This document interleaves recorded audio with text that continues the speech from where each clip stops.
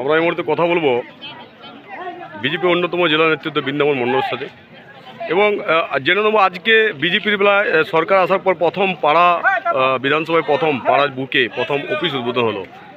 মাননীয় রাজ্যের মন্ত্রী নদিয়া চাঁদ বাহাদুরির মাধ্যম দিয়ে অফিসে পথচলা শুরু হলো।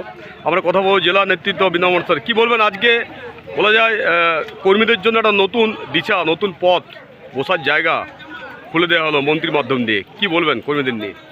আমরা সাধারণ পাবলিকের জন্য আমাদের মন্ত্রী মশাই সম্মানীয় নদিয়া চাঁদ বাহাদুরি মহাশয়ের নেতৃত্বে আমরা পাড়া বিধানসভার মণ্ডল করে আজকে আমরা একটা মণ্ডল পার্টি অফিস কার্যালয় উদ্বোধন করা হলো, যাতে পাবলিককে আমরা সচরাচর সব রকম সুবিধা দিতে পারি, যে কোনো রকমের।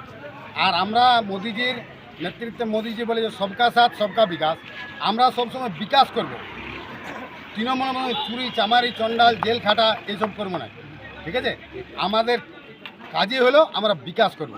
কি বার্তা আজকে বলা যায় একটা অফিস যে নতুন হলো, তো এই পাড়া বিধানসভায় বলা যায় মেন যে জায়গা, তো এই আপনার যে দলীয় কর্মীরা বসার কোনো জায়গা ছিল না, আমরা দেখেছি অনেকে আড়ায় বসে থাকতো একটা জায়গায় বা বিভিন্ন জায়গায়, বলা যায় একটা ফিক্সড অফিস হলো।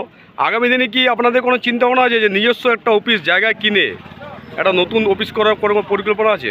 চিন্তা ভাবনা আমাদের অনেক কিছু আছে। আপনারা পরে পাবলিক সবাই জানতে পারবেন যে আমাদের চিন্তা ভাবনাটা কত সুদৃঢ়, কত ভালো, আমরা কি করতে চাইছি।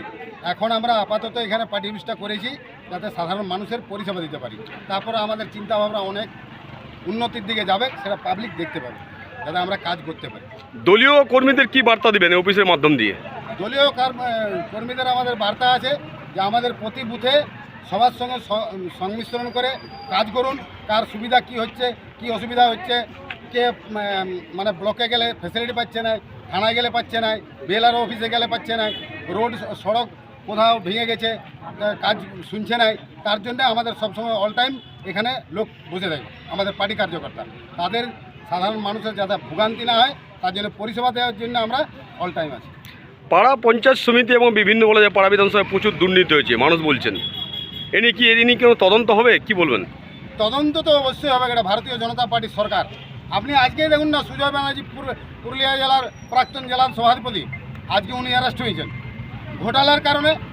ভারতীয় জনতা পার্টি এখানে যদি কেউ তৃণমূলের কোনো জালি, কোনো চোর ডাকাত থাকে তার বিরুদ্ধে মানে এগনেস্টে পুরো খুঁটিনাটি তদন্ত হবে, তাদের দরকার হলে সিবিআই, ইডিআই সব রকম।